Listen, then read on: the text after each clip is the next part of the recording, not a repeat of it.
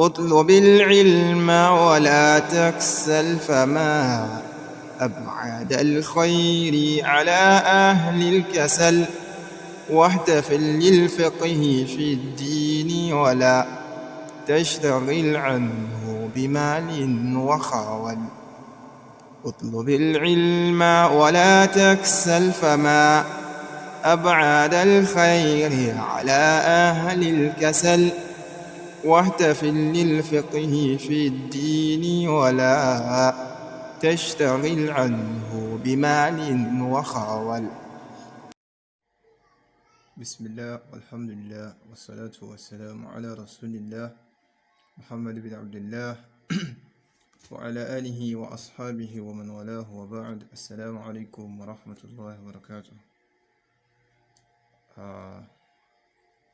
Welcome to this episode, the second episode of Al-Huruf. From what we explained in our first class, which is the first episode, we said that the number of Al-Huruf Hijãi'yyah is 28. Yani pé àwọn òǹkà fi Al-Hijãiyyah 28 ni wọ́n. Bákan náà, a ṣàlàyé ọ̀nà tí ó gbà jẹ́ 28. Àmọ́ kó tó di pé a tẹ̀síwájú, torí pé ọ̀rọ̀ lórí òǹkà tí Huruful Hijãiyyah jẹ́ nǹkan kan ni tí ó yẹ kí a mẹ́nu bà ń táwọn àfáà tí wọ́n sọ ní orí ẹ̀, torí kó má bàa já sí pé tá bá fi ẹ̀kan rinlẹ̀ níbí báyìí yóò wá fẹ́ tako nǹkan míì bóyá tí a bá gbọ́ ní ibòmíì. So tá bá ti mọ̀rọ̀ tí ó ń bẹ lórí Huruful Hijãiyyah tá mọ iye ọ̀nà tí ó pín sí, eléyìí ó ràn wá lọ́wọ́ láti ní àmọ̀dájú lórí èyí tá bá dì mú. Abẹ́ Ọlọ́run kí ó waffaqa wa. Àmọ́ ká tó lọ síbẹ̀, a máa fẹ́ bùkátà sí láti padà sórí Al-Huruful Arabiyyah.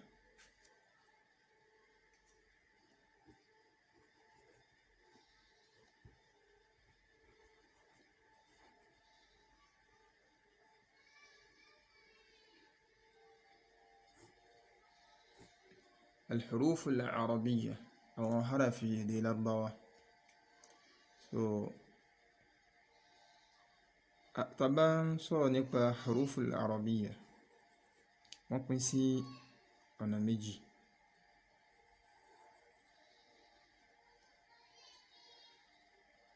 Alákọ̀ọ́kọ́ ń bẹ, òun ni the first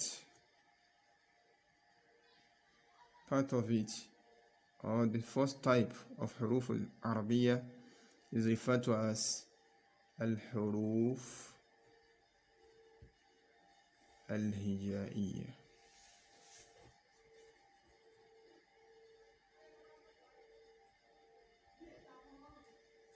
And the second type of Huruf Al-Arabiyyah is called Al-Huruf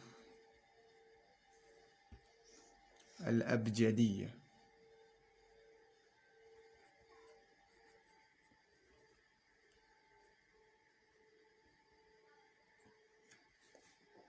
We have Al-Huruf Al-Hijãiyyah, and we also have the second type called Al-Huruf Al-Abjadiyyah. The first type of huruf, which is Al-Huruf Al-Hijãiyyah, is the one we explained in our first class, and we reached a conclusion that it is 28 in number. Here we would like to explain some certain things that has to do with Al-Huruf Al-Hijãiyyah. But before doing that, scholars used to refer to Al-Huruf Al-Hijãiyyah as Al-Mantuqah.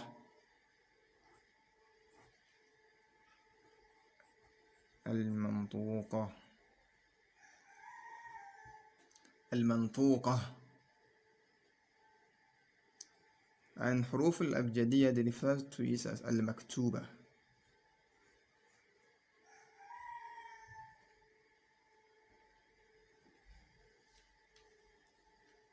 المكتوبة.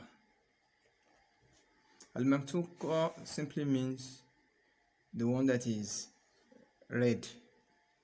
The one that is read. While المكتوبة means the one that is being written.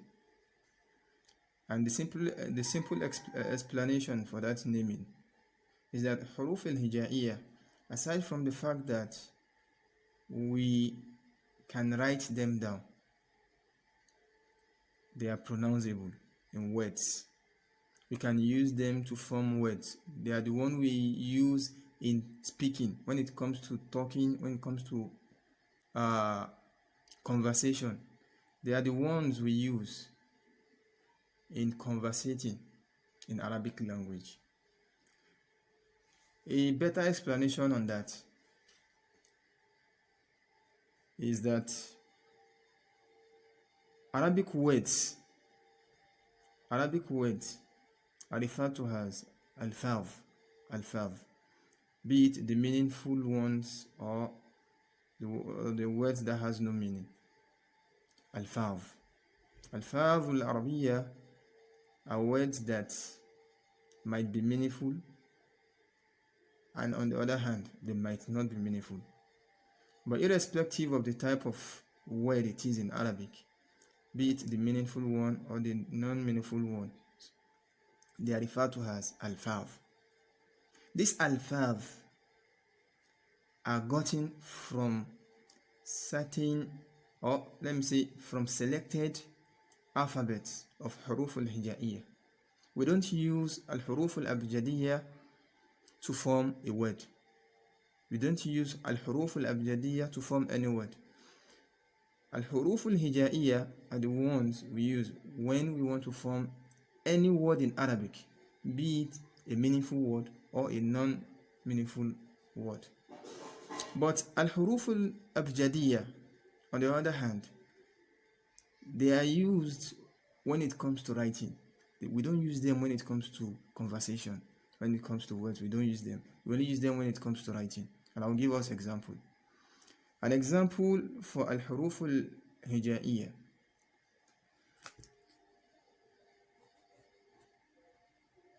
Example of Al-Huruful Hijãi'yyah is the word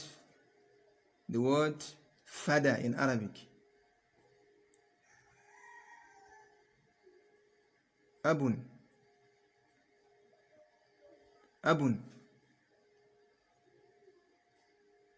Abun is a combination of Hamza and Ba. Another word is Ba'un. We can see that this is Ba'un is opposite of Abun. Abun is meaningful, Ba'un is not meaningful. Don't let us mistake this Ba'un for Ba. They are two different things. We have 3 letters in Ba, and this is just 2 letters. Ba and Hamza. Over there we have Ba, Mad, and Hamza. We have Ba and Hamza here, which makes it different from the other, from Ba. As we can see, we are using 2 alphabets here. There are some words that are combination of more than 2 alphabets, like Rajulun.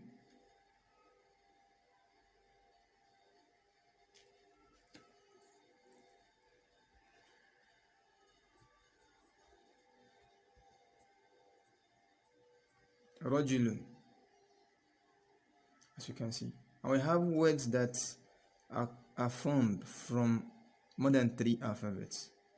Aláwọn kalima, àwọn alfaz tó já sí pé a mú látara harafi tó ju mẹ́ta lọ. Tá bá wá padà sórí al-huruful abjadiyyah, àwọn yàtọ̀ sí huruful hijaiyyah.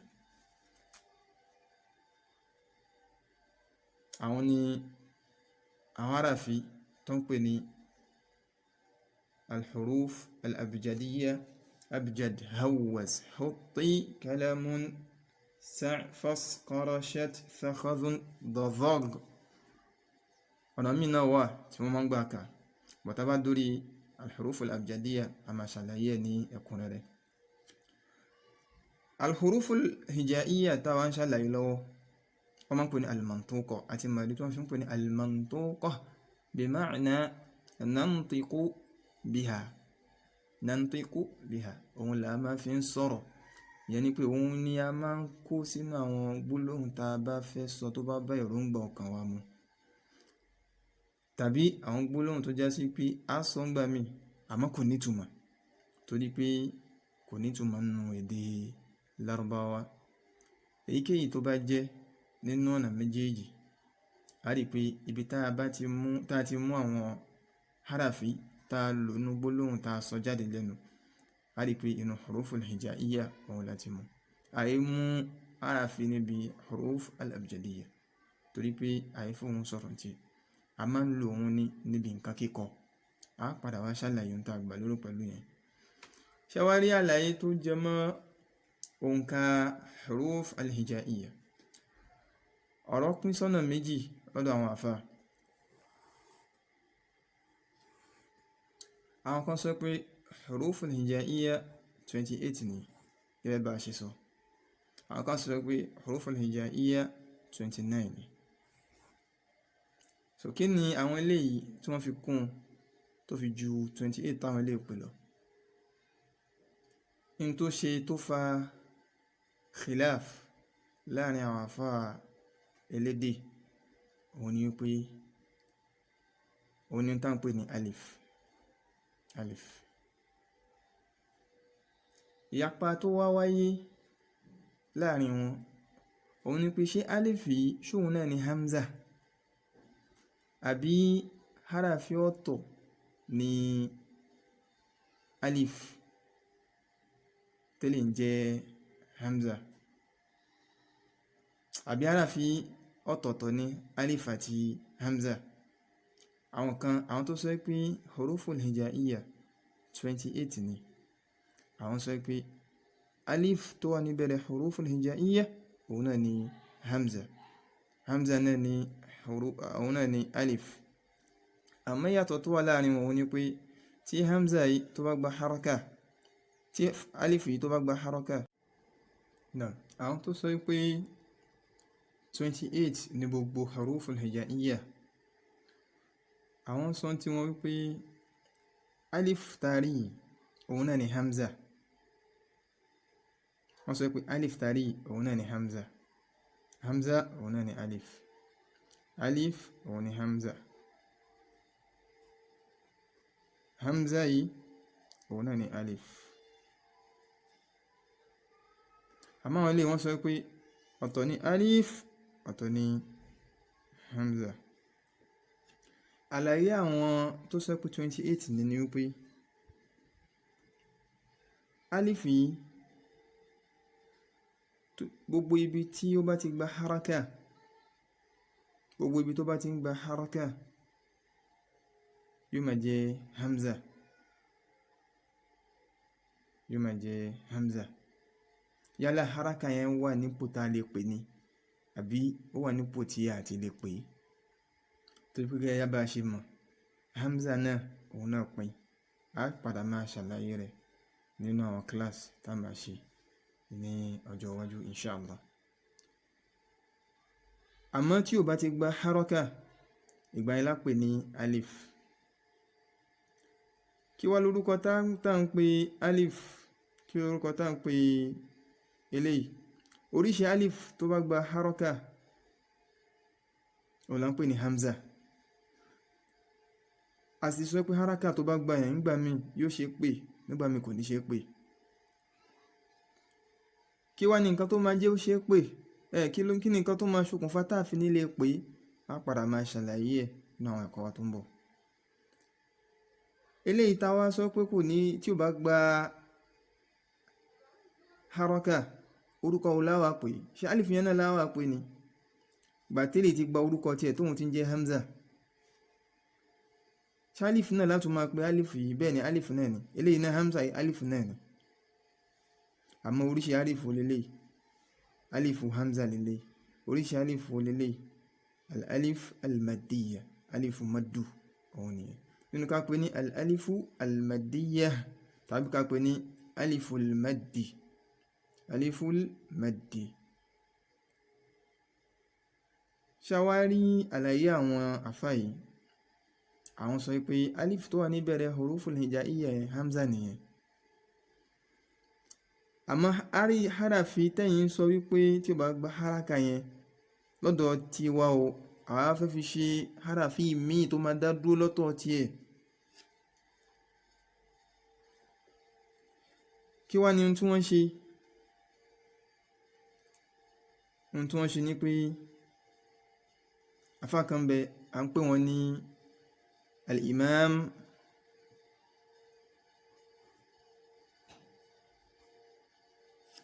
Nasru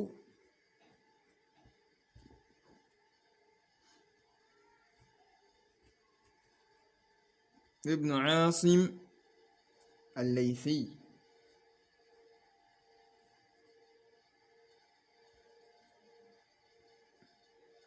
الإمام نصر بن عاصم الليثي afáyí ọlọ́run ní kí wọ́n kú ní 90 years after hijrah kọlọ̀mbà fọ̀nùkẹ́ wọn ṣe rí bá ṣe tó huruful hijaiyyah láti alif ba ta sa jim bá ṣe tó tẹ̀lera wọn yẹn ẹ rí pé títò yẹn àwọn aráfi kan bẹ́ẹ̀ tó jẹ́ sí pé kíkọ wọn ó jọra wọn iṣẹ́ táfà yìí ṣe nìyẹn àwọn ni wọ́n tó bẹ́ẹ̀ ní ìbámu sí bí wọ́n ṣe jọra wọn yẹn ni wọ́n ṣe tó a máa ní pé bá tá fà ó jọra wọn níbi kíkọ ibi tó kọ ti yàtọ̀ ní ọmọ tí a kàn sí àfáà yìí ló ṣiṣẹ́ yẹn jim ha kha tó tẹ̀léra wọn yẹn àwọn ló tó bẹ́ẹ̀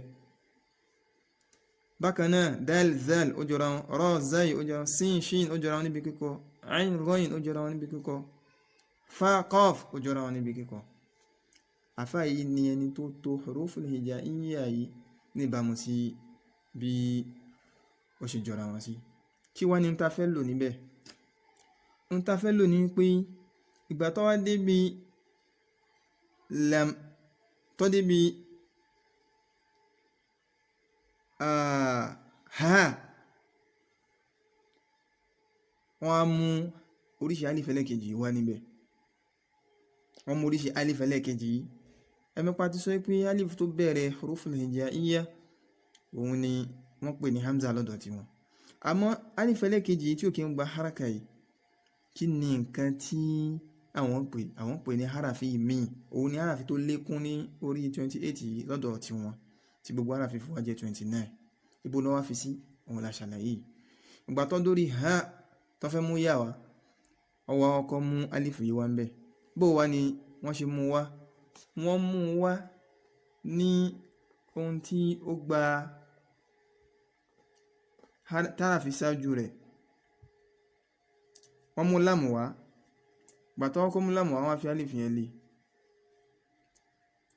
wọ́n fún láàmù yẹn wọ́n fún ní fatha wọ́n bí wọ́n pípẹ́ tẹ́ fi ṣe báyìí wọ́n ṣàlàyé pé alif tá ń sọ̀rọ̀ yìí pé kò kí ń gba haraka yìí tá a pè ní al-aliful madiyyah ní gbogbo ìgbà gbogbo ibi tẹ́ bá ti rí fatha ní nǹkan tó bá ṣáájú ẹ̀ máa ń gbà fatha ní nǹkan tó ṣáájú rẹ̀ ló máa ń ṣe kí ni òun ló máa ń gbà so lam alif yìí nísìnyí báyìí àwọn ò kí ń pè ní lam alif ń táwọn ń pè ní láà kí ló fà á tó ní pé lam yìí wọ́n fún ní kí ni wọ́n fún ní fatha ní lọ́dọ̀ tí wọn láti lè bá fi sọ pé àní pé alif yìí tó jẹ́ al-madiyyah yìí harafi kan ní òun náà tó dá dúró àmọ́ inṣáàlá eléyìí tí ó ṣe déédéé tó fẹsẹ̀ rinlẹ̀ tó wà sahih tó wà most correct because who are we to say the view of these scholars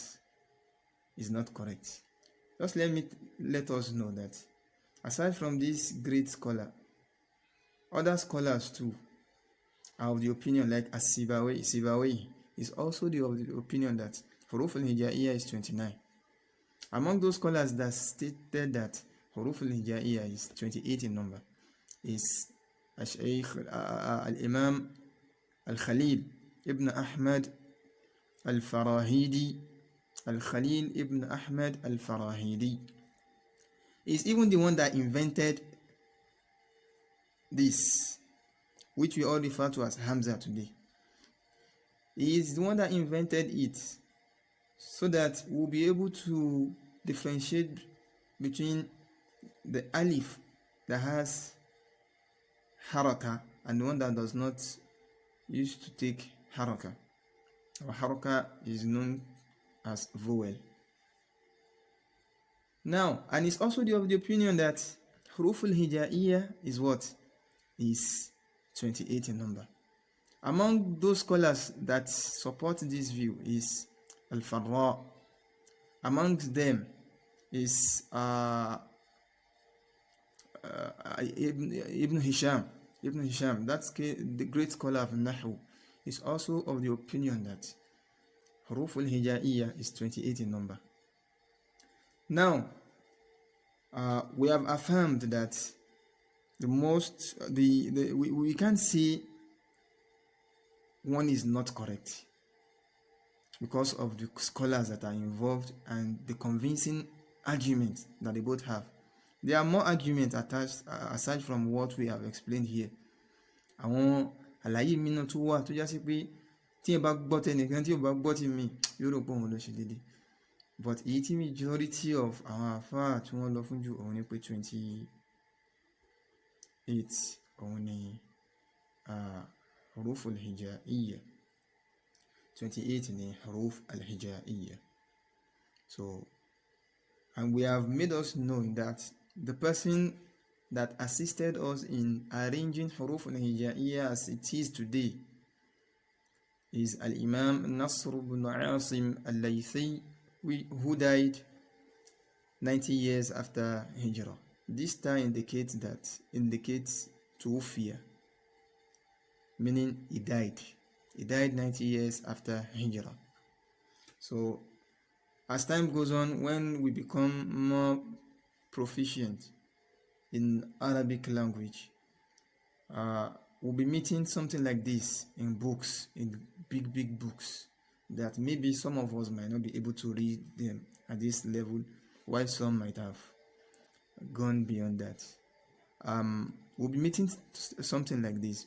It indicates Tuwfiya or Mata. Tuwfiya means Mata. He died 90 years after Hijrah. Now, the next thing will be another thing we would like to make mention of is that among Huruf al-Hijãiyyah we have Kaf.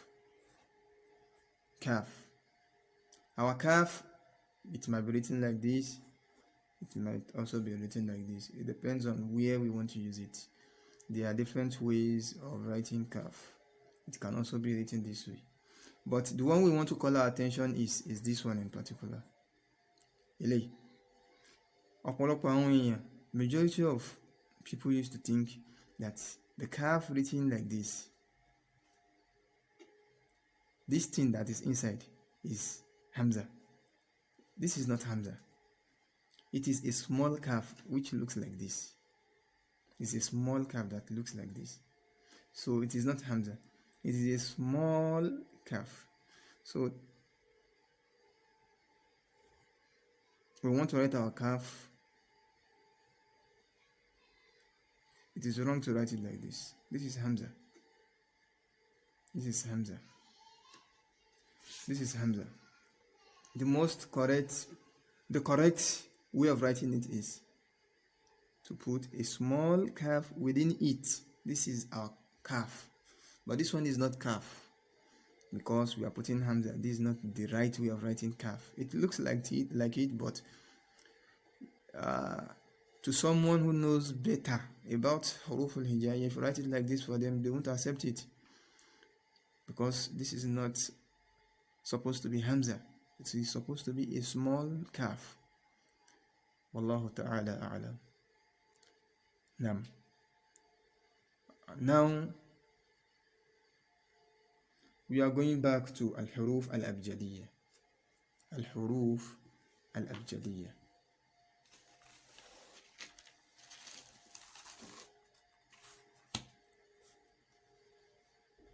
الحروف الأبجدية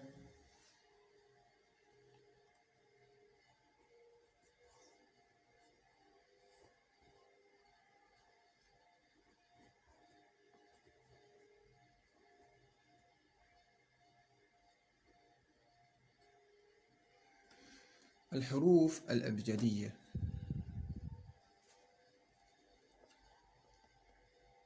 they have two categories.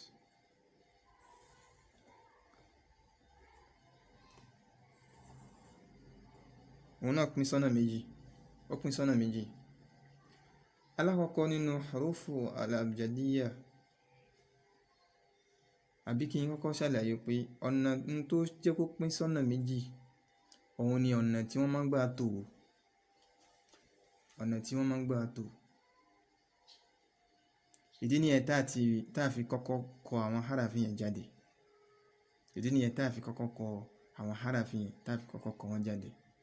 Ọ̀nà tó máa ń gbà tò ó pín sọ́nà méjì. Alákọ̀ọ́kọ́ lọ́dọ̀ àwọn mashariqah, tartibuha inda al-mashariqah.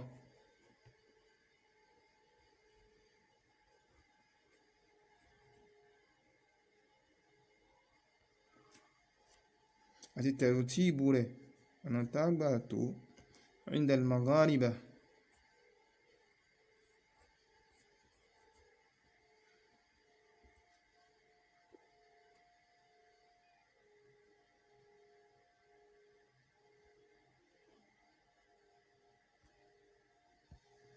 عند المغاربة.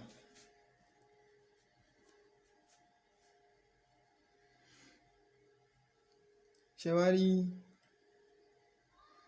nínú méjèèjì ìkan wà nínú méjèèjì tó já sí pé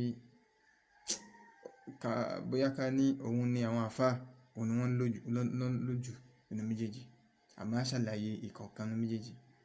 Lọ́dọ̀ àwọn al-mashariqah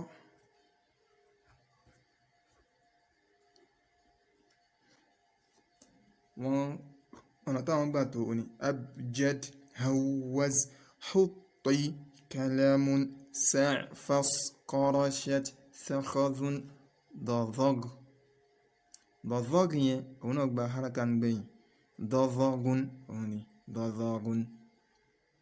Abjad ọ̀nà gbà táwọn máa ń gbà kalẹ̀ lè abjad, hawaz, hutti,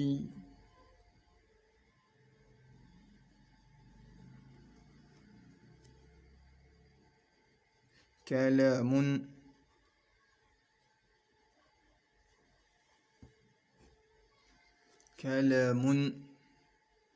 sa'fas,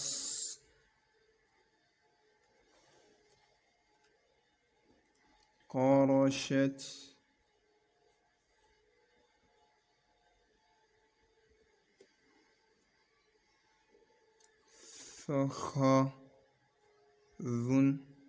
sakhadhun, dadhag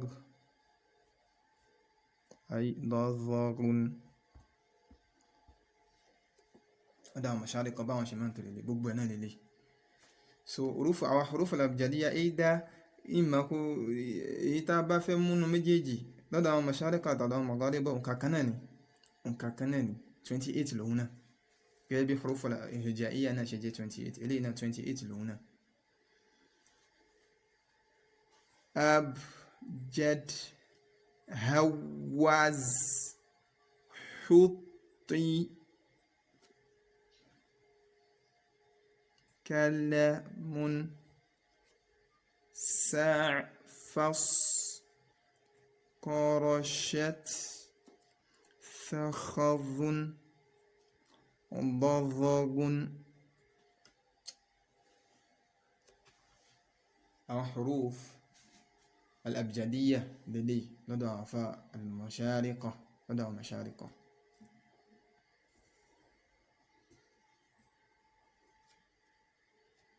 أما نضع مغاربة أو فاء مشارق أو فاء إيست، أو فاء إيست. نعم، نضع فاء مغاربة، المغارب.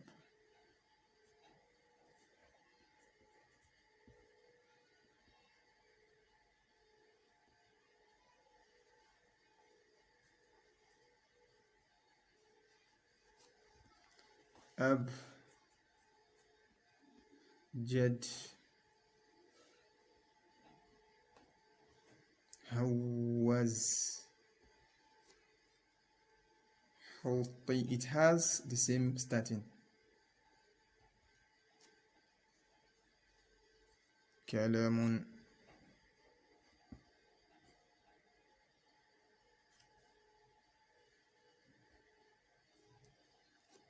but after this point it starts to change. صعفص صعفض قرست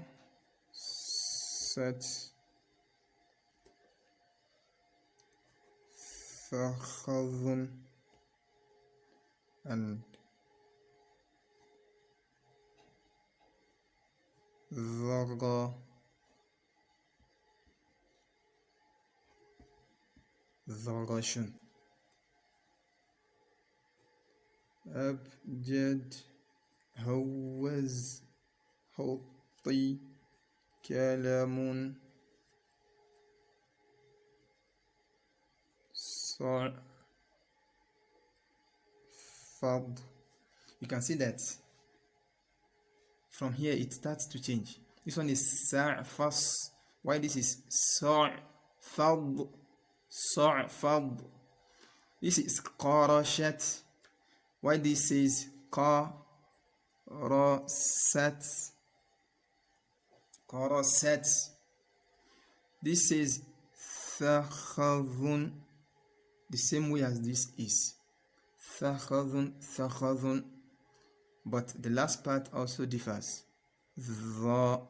Dhashun, why this is dhadhagun. So we read the two the Al-Huruful Hijãi'yyah,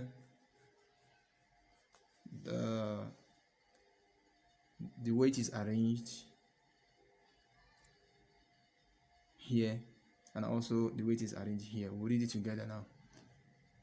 أبجد هوز حطي كلام سعفص قرشت ثخذ ضضغ. And the second way of arranging it is أبجد هوز حطي كلام صعفض قرشت ثخذ ضغش. So we will try to master this, the two ways together, so that we'll be able to read it offhand and also faster, like this. أبجد هوز حطي كلم سعفص قرشت ثخذ ضضغ. That's the first way. The second way, you learn, you master it, memorize it, and try to read it in a faster way, so that it will to stick to your brain and you will never forget it. Rather is that. Now, what do we mean by calling al-huruf al-abjadiyyah al-maktuba? What do we mean by that? When we say al-huruf al-abjadiyyah in the beginning of our explanation, we said al-huruf al-abjadiyyah, al-hurufu al-abjadiyyah, they are referred to as al-maktuba. meaning they are used when it comes to writing. Kíkọ la máa ń kọ wọ́n lẹ̀, àìpè wọ́n, àìlò wọ́n níbi ọ̀rọ̀ tá à ń sọ. Òun kọ́ là ń tùjọ tó fi ń di ọ̀rọ̀ tá à ń sọ. Òun kọ́. Huruful Hijãi'yyah là ń lò níbi ọ̀rọ̀ tá à ń sọ. Àmọ́ níbi nǹkan kíkọ kákọ̀ nǹkan lẹ̀, Huruful Abjadiyyah. Kò túmọ̀ sí pé ẹmẹ́kún tá a sọ pẹ̀lú Huruful Hijãiyyah a kọ kalẹ̀ ń tá gba lérò kọ́ nìyẹn o. Ìyẹn ni pé Huruful Abjadiyyah tó pé ní maktuba yẹn kíkọ nìkan ló máa ń kọ́lẹ̀. Ibo ló bá ti wọ́n ń kọ́lẹ̀? Ìbéèrè tó yẹ ká béèrè nìyẹn. Ibo ló ti máa ń kọ́lẹ̀? Ibi tó ti máa ń kọ́lẹ̀ òun ni ibi tá bá ti need numbering. Ibi tá bá ti need numbering. Al-Huruful Abjadiyyah ibi tá ti ń kọ́lẹ̀ òun ni ibi tá bá ti need numbering. Bí ká fẹ́ sọ pé ká fẹ́ nọ́mbà nǹkan, kí nǹkan yẹn kó má jẹ́ pé bóyá àwọn arqamul Arabiyya la fẹ́ lò, àwọn numbers Lárúbáwá, kó má jẹ́ pé òun la fẹ́ lò, a lè lo Huruful Abjadiyyah láti nọ́mbẹ̀. Bí ká fẹ́ sọ oríṣi ọ̀nà tí ara fi pín sí nísìn, al-huruf ajá fún alápòjú yìí, al-huruf ala qismayn.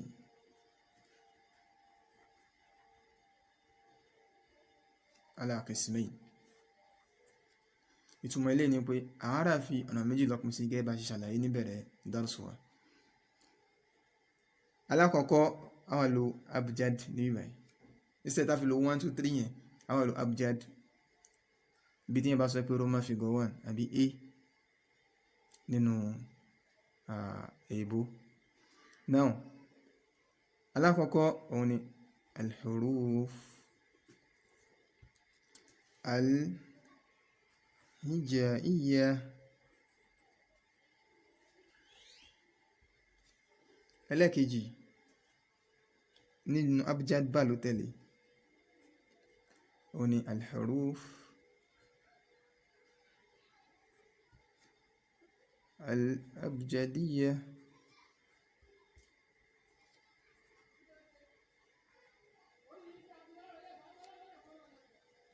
Al-abjadiyyah ṣàtìrí bá ṣe máa lò lélẹ̀. Tó bá já sí pé wọ́n tó fẹ́ nọ́mbà yẹn ó pọ̀ ni, a wà tó lẹ́yìn jim ló kàn. Abjad jim dal ló kàn, a sọ ti jim, a sọ ti dal. Hawaz ha ló kàn, a sọ wà. So wọ́n tó fẹ́ fàyọ ni pé al-huruful abjadiyyah tó yẹ kí kọ́ nìkan la máa ń kọ́ wọ́n lẹ̀. Ọ̀nà tá máa ń gbà kọ́ wọ́n lẹ̀ òun náà ní ká fi nọ́mbà nǹkan báyìí. Ní ká fi nọ́mbà nǹkan báyìí. So bí nǹkan yẹn bá ṣe pọ̀ sí, a máa lo huruful hijãiyyah bẹ́ẹ̀, a máa lo bẹ́ẹ̀, a máa lo bẹ́ẹ̀. Wallahu ta'ala a'lam. With this, we'll be coming to the end of today's class and a quick summary of what we have learned so far is that Huruful Arabiyyah are divided into two: Huruful Hijãiyyah, which is also referred to as al-mantuqa, Huruful Abjadiyyah, which is also referred to as al-maktuba. We have understood why it is called al-mantuqa and also why it is called al-maktuba.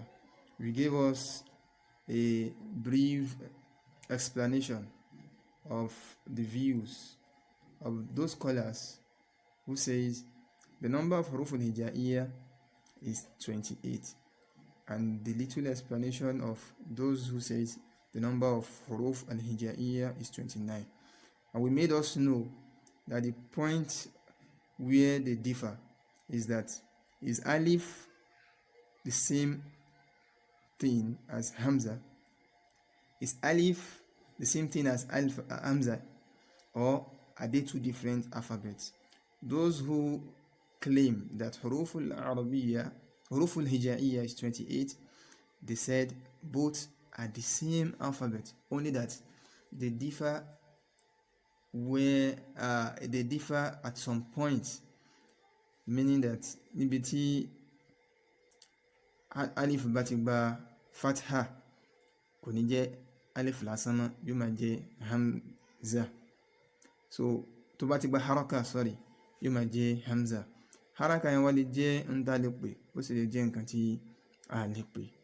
Ibi tá ti máa ṣàlàyé yẹn, a máa ṣàlàyé lọ́jọ́ iwájú nígbà tá bá ń ṣàlàyé tó jọ mọ́ hamza.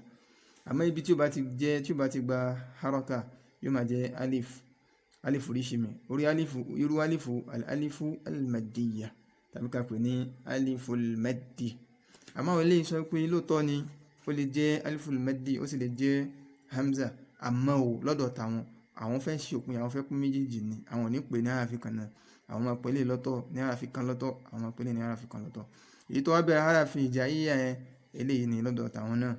Àmọ́ ò alifu al-maddiyya àwọn tún mú wá ní ọ̀nà tó já sí pé wọ́n fún ní lam níwájú, wọ́n fi alifu sí, wọ́n fún lam yẹn ní haraka fatha pẹ̀lú àníyàn wípé alifu yìí ta ní kò kí ń gba haraka yìí daiman ní gbogbo ìgbà yakunu ma qablaha maftuha ní pé n tí máa ń ṣáájú rẹ̀ ní gbogbo ìgbà tá bá lọ wo ibi tí mọ́dù bá wà aliful maddi gbogbo ibi tó bá tá bá ti rí a rí pé fatha ni n tí ó ṣáájú rẹ̀. ẹni tó sì to huruful hijaiyyah fún wọn náà al-imam an-Nasr ibn Asim al-Laythi wọn kú ní 90 years after hijra. A sì ṣàlàyé díẹ̀ ṣókí lórí kaf.